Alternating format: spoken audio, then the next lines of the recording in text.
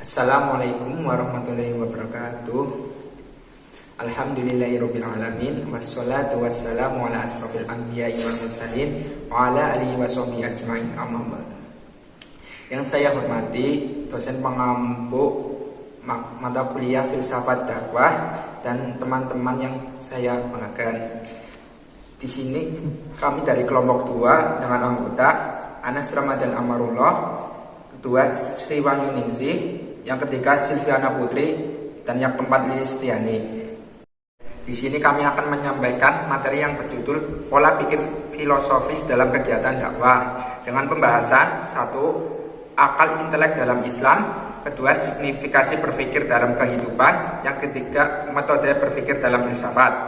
Yang pertama, akal dan intelek dalam Islam. Pola akal di dalam Al-Quran, manusia adalah ciptaan Allah yang paling baik dan memiliki derajat tinggi. Sesungguhnya kami telah menciptakan manusia dalam bentuk yang sebaik-baiknya.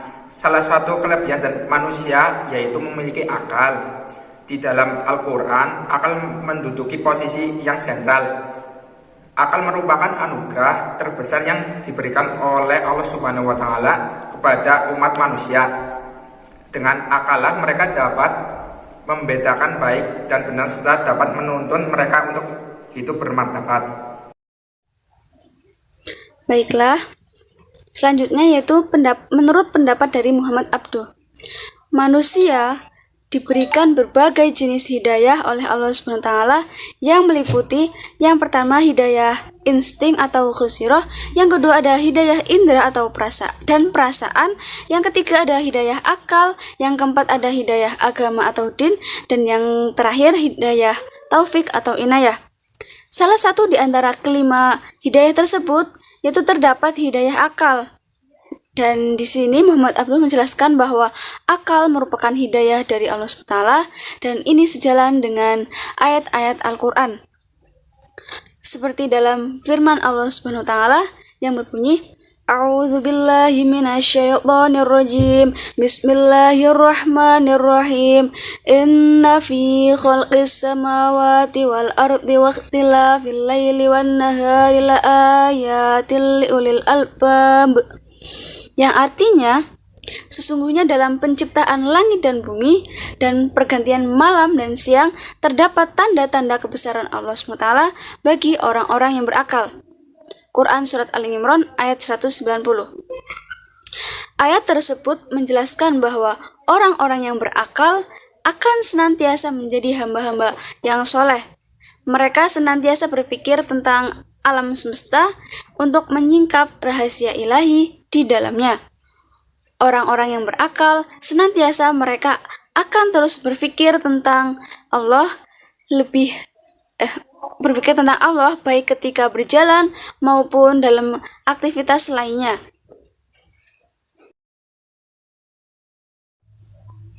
Nah, untuk posisi akal di dalam hadis dijelaskan bahwa posisi akal atau anjuran penggunaan akal di dalam hadis memiliki banyak ragam penjelasan. Setidaknya ada 2 kelompok pemahaman yang terjadi. Pemahaman pertama yaitu hadis Nabi sangat menganjurkan kita berpikir apa saja, sampai-sampai seseorang dikatakan tidak beragama ketika tidak memiliki akal. Dan pemahaman yang kedua, hadis lain ada yang mengatakan boleh seseorang berakal tetapi harus mempertimbangkan jangan sampai akal dipakai untuk berpikir tentang zat Allah SWT, karena akal tidak akan mampu. Cukup bagi akal digunakan untuk berpikir tentang makhluk Allah SWT dan ciptaannya saja. Penggunaan akal di dalam hadis sangat dianjurkan, akan tetapi kadar penggunaannya itulah yang harus ditakar dan ada batasannya.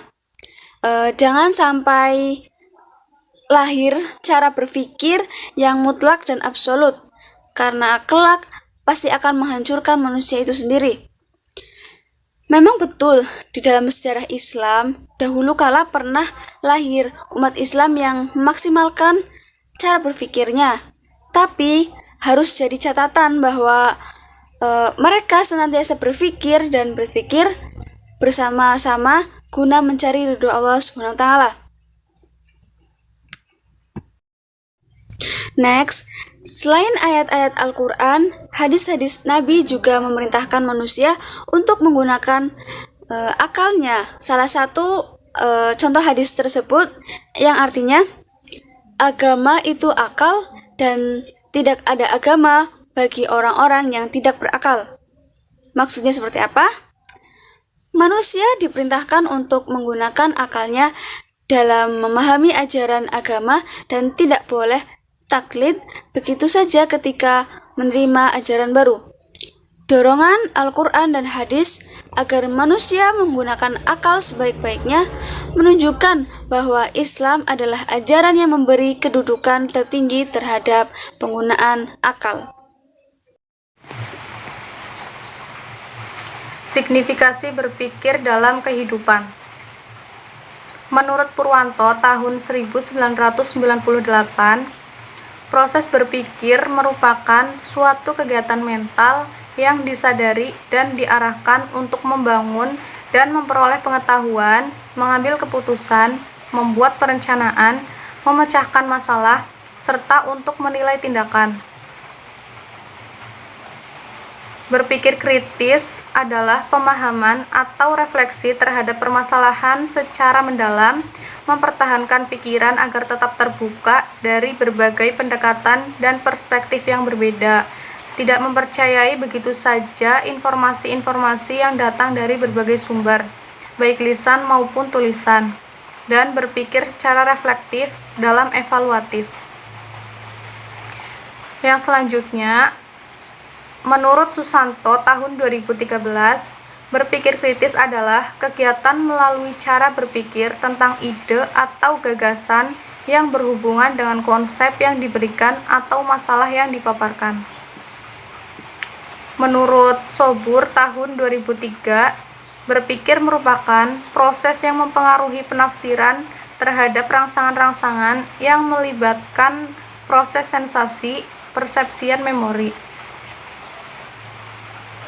Selanjutnya, beberapa prinsip dasar dalam berpikir menurut Islam. Pertama, pembebasan pikiran dari belenggu taklid dan menggunakan kebebasan berpikir sesuai dengan prinsip-prinsip pengetahuan. Kedua, melakukan mediasi dari pencarian bukti atau data ilmiah empiris. Ketiga, melakukan analisis pertimbangan dan induksi. Langkah-langkah kesistematisan berpikir. Yang pertama, merasakan adanya masalah. Yang kedua, merumuskan masalah secara khusus dalam bentuk pertanyaan atau pernyataan. Yang ketiga, memberikan jawaban sementara atau hipotesis atas masalah yang diajukan.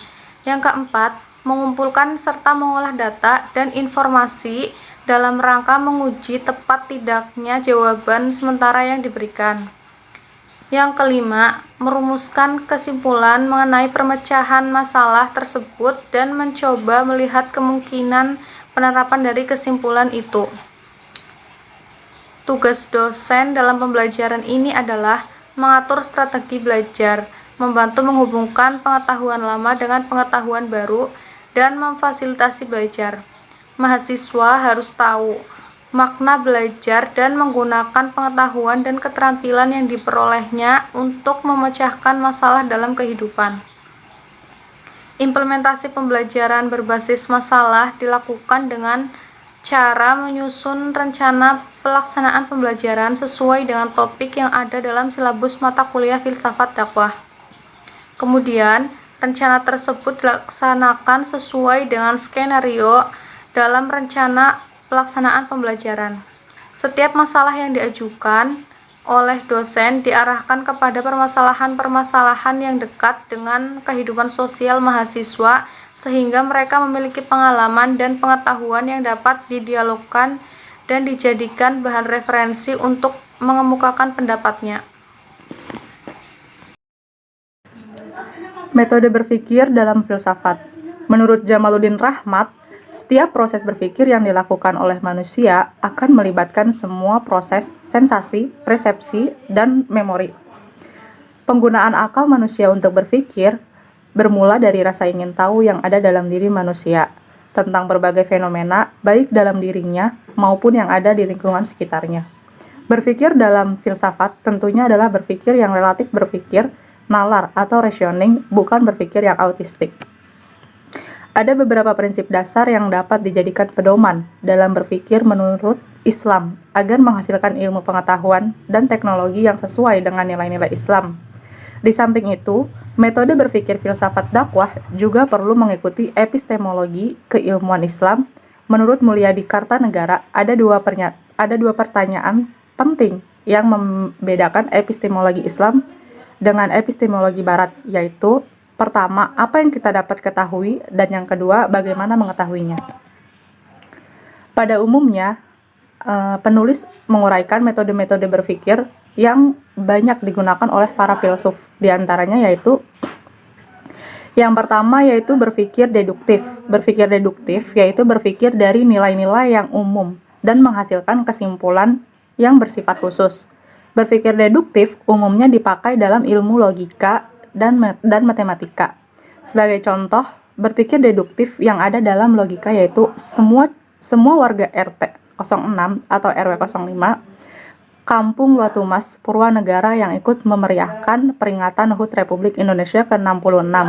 Dengan mengikuti berbagai acara yang diselenggarakan berarti memiliki sikap nasionalisme yang baik. Jika metode berpikir deduktif ini dipublikasikan dalam mengkaji filsafat dakwah, langkahnya bisa dilakukan dengan cara mengajukan kritik atas makna atau fakta, pengalaman, atau rumusan yang telah ada.